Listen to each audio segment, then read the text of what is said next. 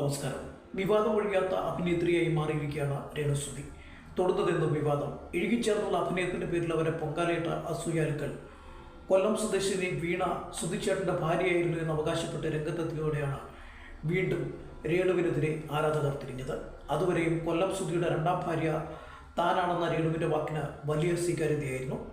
ഇപ്പോൾ വീണ്ടും വീണ വോയിസ് അഭിമുഖവുമായി രംഗത്ത് വന്നിരിക്കുകയാണ്.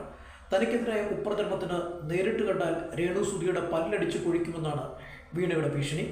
കഴിഞ്ഞ ആഴ്ച രേണുവും പ്രതീക്ഷയും ചേർന്ന് ലക്കി ഡ്രോയുടെ പ്രൊമോഷണൽ വീഡിയോ ചെയ്തതും ഏറെ വിവാദമായിരുന്നു. രണ്ടുപേരും അതിൽ നിന്ന് തലയൂരിയെങ്കിലും ഇവരുടെ വിശ്വാസ്യത നഷ്ടപ്പെട്ടെന്നാണ് ആരാധക സമൂഹത്തിൻ്റെ വിലയിരുത്തൽ. വീണയുടെ ഭീഷണിക്ക് പിന്നാലെ വാഗ്ദാനക്കാരിയായ ഒരു യുവതി രേണുവിനെ പറ്റി സംസാരിക്കുന്നതും ഇപ്പോൾ പുറത്തു വന്നിട്ടുണ്ട്.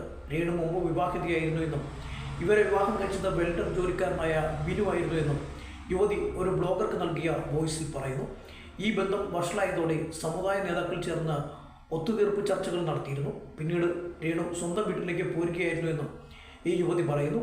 സുധിയുമായുള്ള ഇവരുടെ വിവാഹ ജീവിതത്തിലും നിരന്തരം പൊട്ടിത്തെറികളാണ് ഉണ്ടായിരുന്നതെന്ന് യുവതി ബ്ലോഗർക്ക് നൽകിയ അഭിമുഖത്തിലുണ്ട്. അതേസമയം പ്രമുഖ യൂട്യൂബ് ചാനലിന് അടുത്തിടെ രേണു നൽകിയ അഭിമുഖം ഏറെ വിവാദങ്ങൾക്ക് വഴിവെച്ചു. ഇതുവരെ ഉയർന്ന എല്ലാ വിവാദങ്ങൾക്കും അഭിമുഖത്തിൽ മറുപടി കൊടുത്ത രേണു തൻ്റെ ഒന്നാം വിവാഹത്തെപ്പറ്റി ഉയർന്ന ചോദ്യത്തിന് പിന്നീട് വ്യക്തമായ ഉത്തരം നൽകാവുന്ന നിലപാടാണ് സ്വീകരിച്ചത്. ഇതിനിടെ അനാവശ്യമായി ഉയരുന്ന വാർത്തകൾ തൻ്റെയും കുടുംബത്തിൻ്റെയും സ്വൈര്യജീവിതത്തെ ബാധിച്ചതായി രേണു പറയുന്നുണ്ട്. തൻ്റെ കുടുംബത്തിലുള്ളവരെ പറ്റി പോലും മോശമായ വാർത്തകളാണ് പ്രചരിക്കുന്നത്. തന്നെ ക്രൂശിക്കുന്നതിൽ തെറ്റില്ല. അതേസമയം വീട്ടിലുള്ളവരെ എന്തിനാണ് വിവാദങ്ങളിലേക്ക് വലിച്ചിഴക്കുന്നത്? ചില ബ്ലോഗർമാർ അനാവശ്യ വാർത്തകളാണ് തന്നെപ്പറ്റി നൽകുന്നത്. ഇതുമൂലം താൻ ആത്മഹത്യയുടെ വക്കിലാണെന്നും രേണുസുതി പറയുന്നു.